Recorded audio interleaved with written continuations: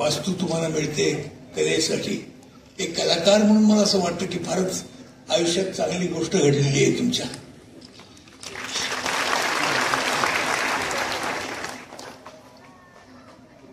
मी बरीच कामं केली, बरेच सत्कार पण झाले माझे, पण आजचा सत्कार काही असा विलक्षण आहे की मी तो विसरू शकत नाही आणि विसरणार नाही कधी. अशा थोर कलावंतांमध्ये माझा सत्कार व्हावा.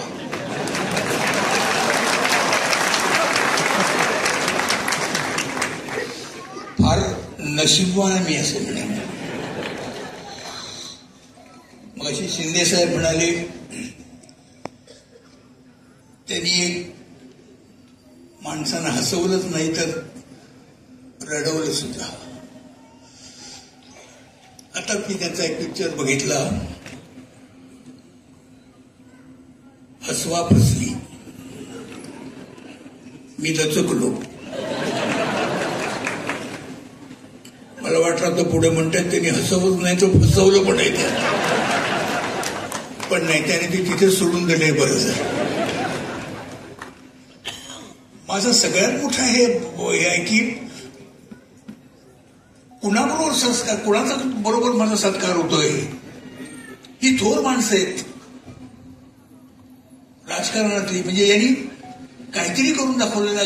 अशा माणसामध्ये आज मी असावं, यांच्या बरोबर मी बसावं, याच्यापेक्षा दुसरं आणि काय भाग्य.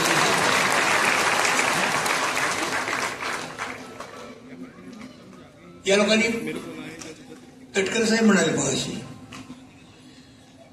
की आम्ही पण कलावंत आहोत, आम्ही पण हे केलेलं आहे.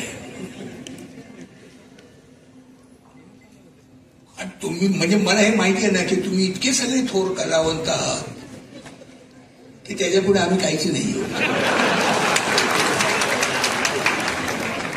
काय आमचं एक ठराविक साचा असतो, आम्ही तेवढंच करू शकतो. तेवढ्याच गोष्टीत आम्ही फक्त नाचतो. तुमचं नर्तन कुठून कुठून सुरुवात नाही सांगतो.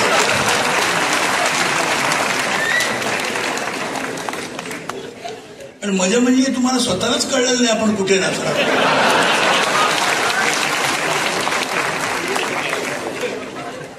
पण नाचा.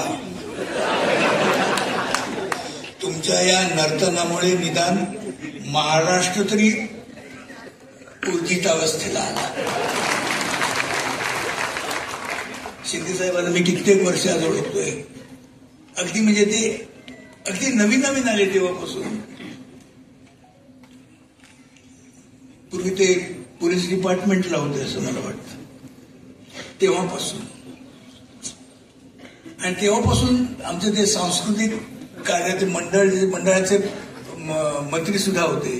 त्यासाठी त्यांनी आमच्या या मंडळासाठी काय काय करून ठेवलेलं आहे हे कधी कुणी विसरू शकत नाहीये. चांगले दिवस होते त्यावेळेचे आमचे. म्हणजे आता वाईट आहे तसं नाहीये, कारण आपल्याकडे लगेच दुसरा अर्थ काढायची एक सवय असते ना लोकांना. म्हणून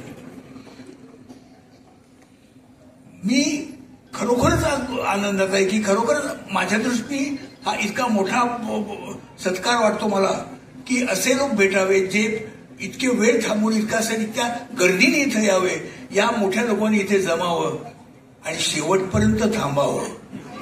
ही फार मोठी गोष्ट आहे हो. माणसानं असं कधी प्रेम नाही मिळत. मला तर प्रत्येक पावलाला मला प्रत्येक मराठी माणसाकडून प्रेम मिळालेलं आहे. म्हणजे मी कुठल्या शब्दात ते सांगू आणि कुठल्या शब्दात ते व्यक्त करू हेच मला कळत नाहीये. महाराष्ट्राच्या कुठल्याही कोपऱ्यामध्ये जाऊन तुम्ही फक्त माझं नाव म्हणा, ओळखलं नाही असं नाही होत. काय केवढी मोठी गोष्ट आहे होई. म्हणजे किती मी भाग्यवान आहे बघा. हे असं सगळ्यांच्या आयुष्यात नाही मिळत. मला मिळालं, म्हणजे मिळालं त्यासाठी धडपडी करावीच लागते. खूप धडपड केली आयुष्यात. हे कसं करता येईल, ते कसं करता येईल, ह्याच्यात वेगळेपण कसं देता येईल. आता हे असं केलं, आता आपण दुसऱ्या पद्धतीने करून बघूया, हे चांगलं वाटलं लोकांना, ह्याच्यापेक्षा चांगलं कसं वाटेल, हा कायम विचार मनात ठेवल्यामुळे कदाचित मी या स्टेपला पोचलो असेल.